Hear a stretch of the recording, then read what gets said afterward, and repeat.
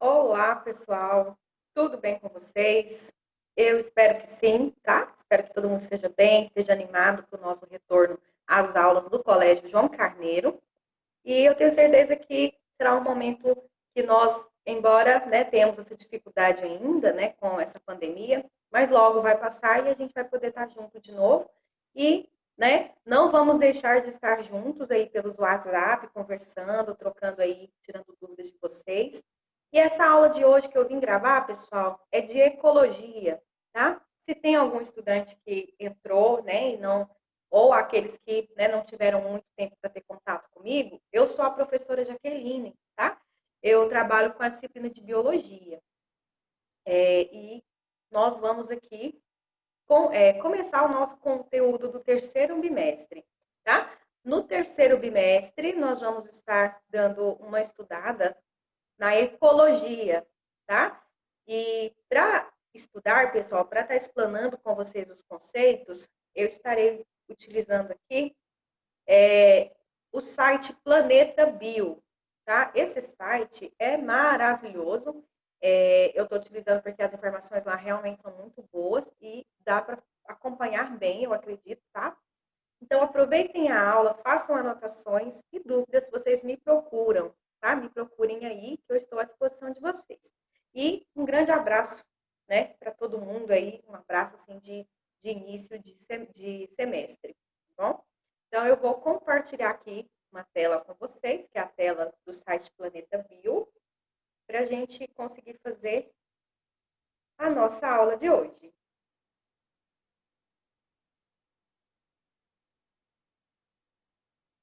Ok, pessoal?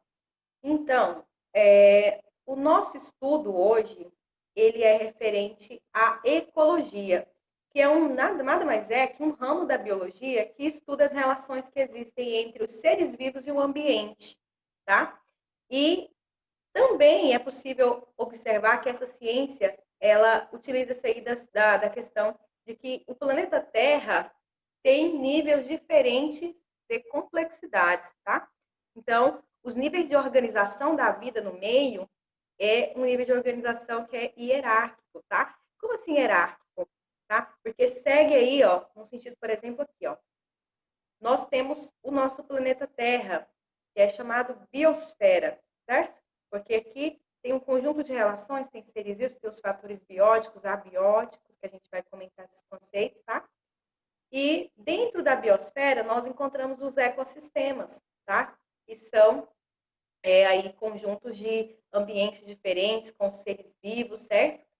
Em que ocorrem inúmeras e inúmeras relações ecológicas, né? E dentro dos ecossistemas, né, que é o todo, né, que nós temos ecossistemas terrestres, ecossistemas aquáticos, tá?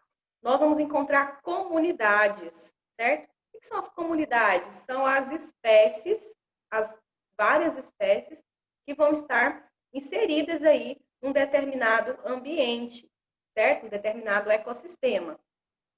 Então, são inúmeras as espécies que vão estar interagindo, né, entre si, seja de forma harmônica ou seja de forma desarmônica. As espécies interagem entre si o tempo todo nos ambientes. Nós vamos encontrar também dentro das comunidades as populações, tá? Que são conjuntos de indivíduos de mesma espécie. Enquanto as comunidades são várias espécies aí mescladas, uma população tem a ver com espécies, com organismos que estão incluídos numa mesma espécie e são capazes de se né, capazes de reproduzir entre si e gerarem descendentes, tá? No ambiente. Então, temos as populações. E temos também dentro das populações, claramente, né, as populações são feitas pelos organismos, tá? Pelos indivíduos aí, ó. E cada indivíduo, cada organismo é dotado de inúmeros sistemas corporais, né? Aqui, por exemplo, citando o sistema circulatório dessa ave, né? Então, a gente tem um órgão que é o coração, certo? Então, dentro dos sistemas, você vai encontrar inúmeros órgãos. E nos órgãos, pessoal, nós sabemos que eles são constituídos por tecidos. Os órgãos são constituídos por tecidos e os tecidos, por sua vez, são constituídos por células. E as células são constituídas por moléculas, né? E mais, num nível bem diminuto, né? nós temos a constituição da matéria como sendo atômica, né? Então, são os átomos aí que constituem todo esse conjunto aqui, ó, de biosfera a átomo, tá? Então, a gente tem todo esse processo aqui, ó, que inclusive é alvo de estudo da ecologia, as interações que se dão entre os seres vivos e o ambiente, certo?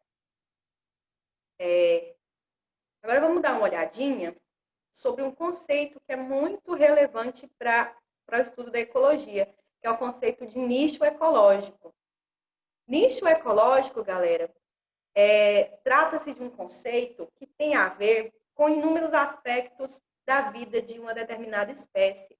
Que isso significa a forma como essa espécie se alimenta, né? A forma como essa espécie se reproduz, os seus hábitos, né? Se ela é uma espécie que está mais ativa no período noturno ou se é no período diurno, se é uma espécie que é predadora e por aí vai, tá?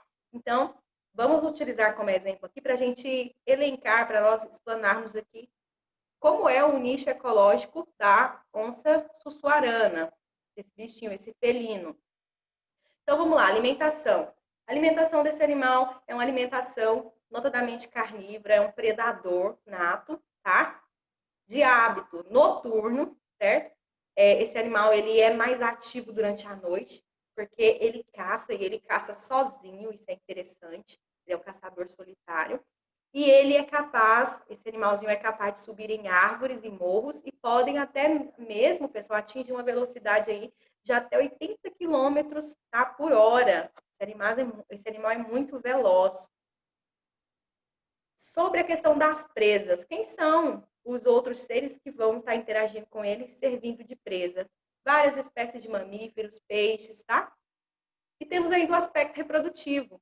Por exemplo, a fêmea, né? Neste caso, ela é que vai cuidar da prole. E a gestação desse bichinho dura aí aproximadamente 90 dias, né? E aí os filhotes ficam com a mãe durante 1 ano. E aí depois sim eles vão seguir a vida, não é isso? Porque é isso que a gente faz, né? A gente segue a vida.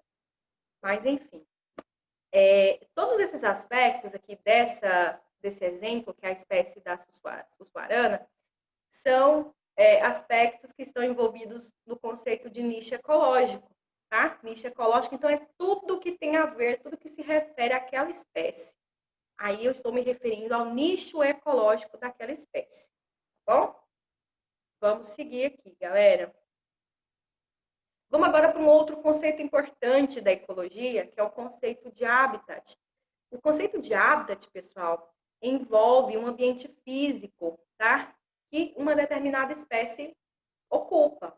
Então, é um local ali que aquela espécie vai estar ocupando. Só que o que ocorre, pessoal, é que muitas vezes uma mesma espécie ela vai estar ocupando um habitat e vai ter outras espécies também presentes, né? E, na maioria das vezes, essas espécies que estão inclusas no mesmo habitat desempenham atividades biológicas, né, serviços ecológicos diferentes, certo?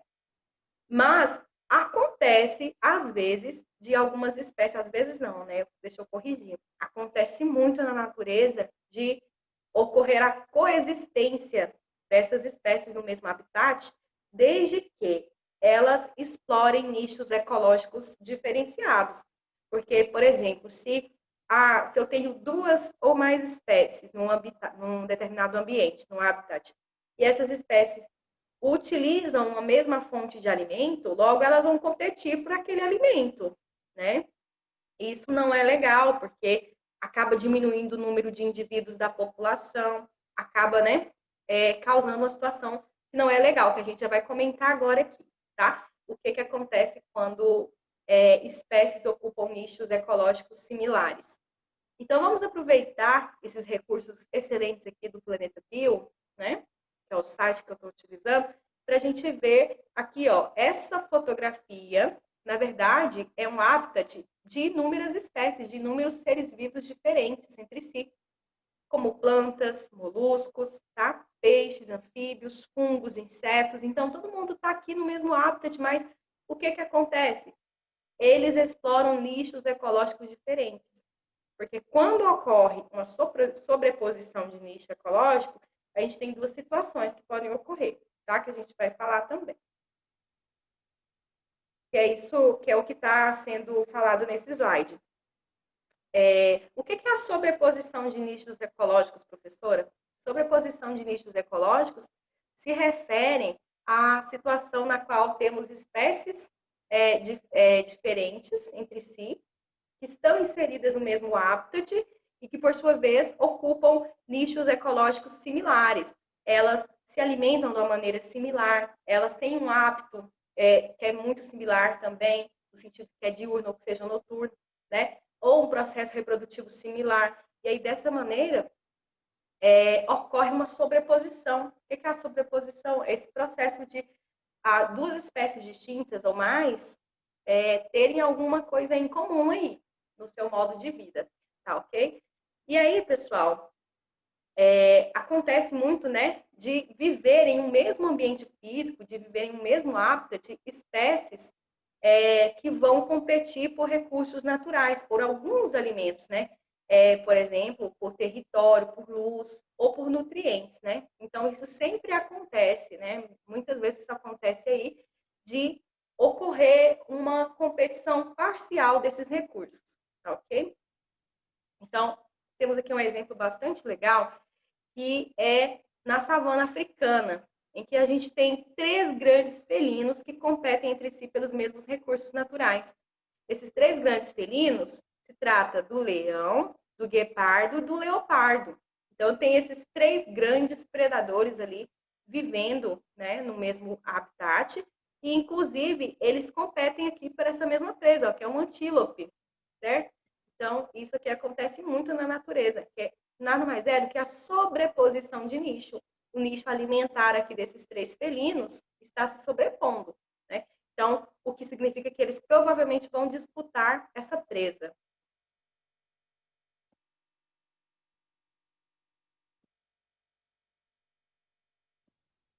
Agora, galera, vamos falar um pouquinho sobre o princípio de Gauss. O que é o princípio de Gauss, pessoal? Primeiro, Gauss é um cientista russo, tá? Lá do século XX, em que ele estudou sobre o comportamento de algumas espécies, né?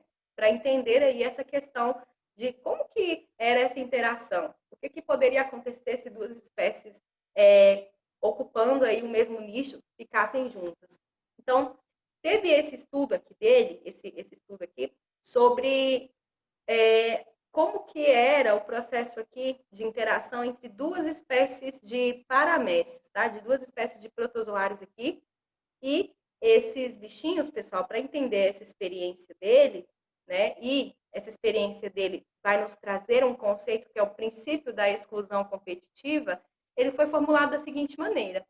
Então, o que acontece? Ele utilizou para isso duas espécies, como eu falei, de paramécio. O paramécio caudatum e o paramécio aurelia. Ele utilizou um tubo de ensaio, 2 tubos de ensaio diferentes inicialmente, contendo nutrientes, né, contendo alimento, que são bactérias e leveduras. Então, ele pegou um tubo de ensaio e inseriu a espécie caudatum em um tubo, e no outro tubo ele inseriu a espécie aurelia. E aí ele observou durante 20 dias o que acontecia dentro do tubo.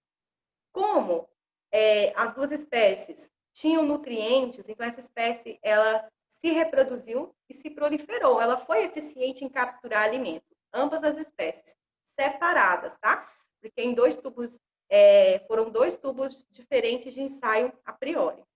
Então ele observou que as duas populações atingiram um equilíbrio após um determinado tempo, mas cresceram tranquilo. A população foi bem sucedida, ambas, porque a densidade populacional aumentou e depois se equilibrou. E no segundo momento, ele pegou os tubos de ensaio, né? Pegou um tubo de ensaio e dessa vez também colocou nutrientes, né? Que foram as bactérias e as leveduras, que são alimentos que as duas espécies de paramécium gostam, e colocou as duas espécies juntas. E aí, o que aconteceu? O que ele observou após também 20 dias? Ele observou que no caso das duas espécies juntas no mesmo tubo de ensaio, provavelmente aconteceu uma competição por alimento muito acirrada, e nessa competição, a espécie aurélia, que está aqui no gráfico aqui sendo azul, foi uma espécie que sobressaiu, né? E a espécie caudato, ela começou a crescer, né? No entanto, ela não é tão eficiente na busca pelo alimento e a reprodução quanto a espécie aurélia. Então, ocorreu o quê? A exclusão, né, nesse meio da espécie caudato. E aí, galera, isso aqui é interessante porque nos ambientes naturais também esse princípio pode ser aplicado, tá? Em diversas condições, de modo que numa situação em que espécies têm nichos ecológicos sobrepostos, eles precisam ter ali não a sobreposição total, tem que ser parcial, não pode ser tudo o modo de vida totalmente igual, tá? E se acontecer dessa espécie ser muito, muito parecida, ter um nicho ecológico idêntico, vai acontecer de uma das espécies ou entrarem em extinção, não mais conseguir se reproduzir, gerar indivíduos no ambiente, ou essa espécie vai ter que procurar um outro caminho, vai ter que emigrar, tá? E sair daquele ambiente. Então, esse é o princípio da exclusão competitiva, conceito muito importante para os nossos estudos em ecologia, tá? Agora, pessoal, vou voltar aqui, que a gente vai ver sobre as relações energéticas aqui, que são representadas pelas cadeias e pelas teias alimentares. Então, o que acontece nos ambientes aí, ó? O que a gente tem? Um funcionamento bastante complexo aí, ó, de fluxo energético, tá? A energia da natureza, ela sempre tem uma direção específica, ela não vai de qualquer jeito. Por quê? Porque nós temos seres na natureza, tanto os que são capazes de produzir sua própria energia, né? E seres vivos que não são capazes de produzir seu próprio alimento, sua própria energia não, corrigindo. Seres que são capazes de produzir substâncias químicas aí orgânicas e seres vivos que não são capazes de produzir suas substâncias orgânicas, tá? Então, os autótrofos são todos aqueles que produzem matéria orgânica e os heterótrofos não produzem matéria orgânica do ponto de vista que eles produzem matéria orgânica na realidade, né? Mas não no sentido de aproveitar a luz do sol para isso, ok? Porque os autótrofos são aqueles seres que utilizam-se da energia solar ou que seja da energia química, né? Dos elementos químicos aí, e produzem energia. Os heterótrofos, por sua vez, não, certo? E aí, o que acontece numa cadeia alimentar? A cadeia alimentar nada mais é do que uma representação de como que acontece a questão do fluxo de energia entre os seres vivos, né, que participam aí dessa relação ecológica. Então, sempre, pessoal, a cadeia alimentar, ela sempre começa ali no nível dos produtores, tá? Quem são os produtores? São os seres autótrofos, tá? Quem são esses seres?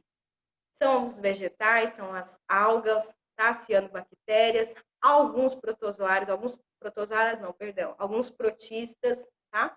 São seres que são considerados autótrofos. E esses seres, pessoal, eles produzem aí energia, geram matéria orgânica, né? Que, por sua vez, passa para o próximo nível trófico, tá? Que é o nível dos herbívoros. Os herbívoros, então, são considerados consumidores primários, que, por sua vez, aí servem aí aos consumidores secundários, terciários, né? Enfim. Mas uma coisa que nós temos que entender é que a matéria, a energia, ela tende a ser diminuída, tá? Ao longo das cadeias alimentares, porque ela fica ali aprisionada num determinado nível, né? O que é o nível trófico? É cada elo desse aqui, pessoal, ó. Aqui o produtor é um nível trófico, tá? O consumidor primário é outro nível trófico, o consumidor secundário também. E aí a energia, ela tende a diminuir quando passada de um nível para o outro, porque o próprio ser vivo que está no nível, ele gasta um pouco daquela energia que ele produz, né? Então, ela não fica total. Então, quanto maior uma cadeia alimentar, nós esperamos que a energia aqui nesse nível ela esteja em menor concentração. E uma coisa que nós não podemos deixar de falar é que das cadeias alimentares, além de terem os produtores, os consumidores, nós temos também sempre os decompositores, tá? Os decompositores, ou ainda também não é errado falar eles de microconsumidores, são os seres, pessoal, que vão degradar a matéria orgânica, tá? Que vai estar morta, ou seja, assim, proveniente, né? No caso dos produtores, folhas, né, que caem ali, restos de animais que vão morrer. Então, bactérias, fungos fazem esse papel de degradar, de devolver aqueles nutrientes que estão aprisionados, né, no corpo desses seres vivos para o solo. Então, esse papel é essencial. Sem os decompositores, né, pensa aí comigo. Se não fosse os decompositores, como é que a gente ia fazer? Como é que ia estar o planeta Terra? Ia estar com um monte de coisa acumulada, né? Porque nem tudo se decompõe rapidamente, né? Mas pensa se não se decomposse, por exemplo, os restos aí alimentares. Então, nós temos para isso a participação essencial dos decompositores. E uma coisa bacana é aqui essa questão aqui da relação energética entre eles, pessoal. Que eu não vou colocar, porque vocês podem abrir posteriormente e verem que, de todos modos, que o produtor e o decompositor, por exemplo, eles têm uma relação muito estreita. Algumas pessoas não conseguem compreender que os produtores e os decompositores, né, mais do que os demais níveis tróficos, têm uma relação estreita no sentido de que o decompositor gera nutrientes para o solo que os produtores, quando se tratando dos, né, por exemplo, dos vegetais, capturam, né, e formam sua matéria orgânica aí e seguem com seu desenvolvimento. Vamos dar continuidade, pessoal. Agora vamos falar do que é os autótrofos, né? Vamos refletir aqui um pouquinho, né? Novamente, eu acabei de falar e a gente não viu exemplo. Mas os autótrofos são os produtores das cadeias alimentares, que, por sua vez, significa que o quê? É eles que produzem a matéria orgânica a partir de substâncias que são inorgânicas, né? E aí, eles, para isso, precisam de alguma fonte de energia, né? No caso dos vegetais, a fonte de energia para poder fazer essa transformação é a energia solar, né? Então, a gente tem, no caso das plantas, utilizam o sol, elas são chamadas fotossintetizantes. Algumas bactérias que conseguem oxidar algumas substâncias orgânicas e liberar energia são chamadas de quimiosintetizantes, tá? E aí, a gente tem aqui, ó, como exemplo, mostrando esse esquema para vocês, a energia luminosa adentra aqui, né, nas cadeias alimentares, as algas, né, cianobactérias, as plantas conseguem capturar essa energia luminosa e também, a partir da utilização de substâncias inorgânicas do meio, né, e água, né, e alguns sais, por exemplo, elas conseguem produzir matéria orgânica. Então, produz o próprio alimento, utilizando para isso uma fonte de energia luminosa e substâncias inorgânicas. E as bactérias, né, que no caso a gente tem como exemplo as bactérias do gênero Nitrosomonas ou as bactérias Nitrobacter, que participam, por sua vez, até do ciclo do nitrogênio, elas atuam utilizando algumas substâncias aí do solo, produzindo matéria orgânica a partir dessas substâncias. E os heterótrofos, pessoal? Os heterótrofos são aqueles seres que não vão produzir seu próprio alimento, tá? Eles vão precisar da matéria orgânica pronta, existente no meio. E aí, quem são esses heterotróficos na cadeia alimentar? Os consumidores serão, os decompositores também, tá? Então, sempre a gente tem 3 elementos fundamentais nas cadeias alimentares: produtores, consumidores e decompositores, tá? E consumidor e decompositor são heterotróficos. E com isso, pessoal, os consumidores conseguem obter sua matéria orgânica através de outros seres vivos, né? E aqueles que não o fazem, que não obtêm através de outro ser vivo, eles também podem, aliás, os que são heterotróficos, ou eles vão utilizar-se da predação ou do parasitismo, tá? Para poder buscar esse alimento. Eu me baguncei um pouco, porque eu tentei olhar para 2 lados, pessoal, vocês me desculpem. Mas é assim, né? Vamos seguir. Então, resumindo, o que eu acabei de falar? Quando se trata de heterotróficos, ou vamos ter decompositores ou consumidores. E para poder se alimentar da matéria orgânica já pronta do meio, eles vão se utilizar da estratégia de predação ou da estratégia de parasitismo. Tá ok? E é muito importante, né, esse papel dos decompositores, porque eles é que fazem a reciclagem da matéria, né, da matéria orgânica aí no meio. Vamos ver, pessoal, esse exemplo aqui, ó. Então, É que é a estreita relação que existe aqui, que está sendo mostrada, entre os autótrofos, né, que produzem matéria orgânica, e os decompositores, como, por exemplo, os fungos, que fazem o quê? Consomem os restos, né, desses seres e assim produzem matéria inorgânica. Essa matéria inorgânica, ela é devolvida aqui para os vegetais, tá? Essa relação é muito peculiar, muito importante de entender. Aqui eu tenho alguns exemplos. Pessoal, agora no conceito de teias alimentares. As teias alimentares, assim como existem as cadeias alimentares, existem também as teias alimentares, que são nada mais do que cadeias alimentares que são entrelaçadas.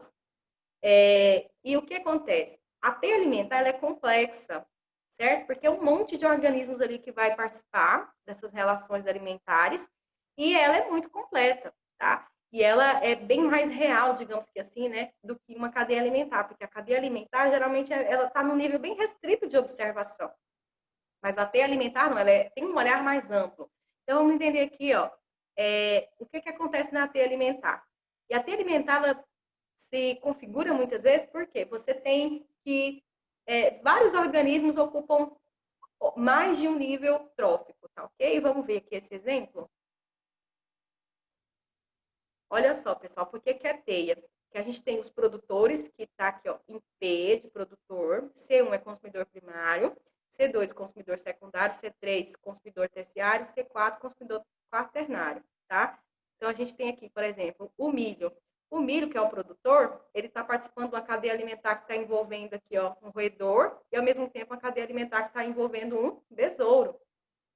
Tá? E o besouro, por sua vez, ao mesmo tempo participa de uma cadeia alimentar que envolve o sapo, que envolve também o roedor. E o roedor também está aqui, ó, servindo como alimento para uma coruja, que é uma predadora.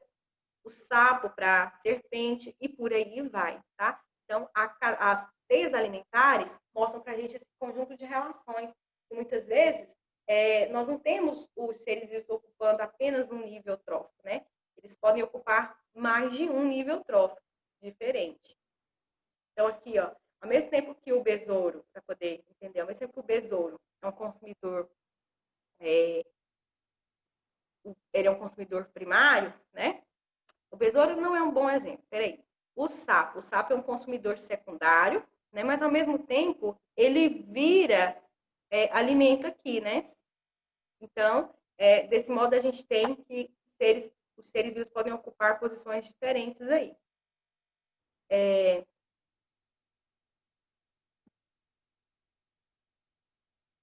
Pessoal, eu vou ficando por aqui com a aula, porque ela está já ficando muito extensa, tá? E eu vou continuar a gravar para vocês e vou também sugerir alguns links, né, que complementam aí, que são bastante interessantes para vocês estarem estudando.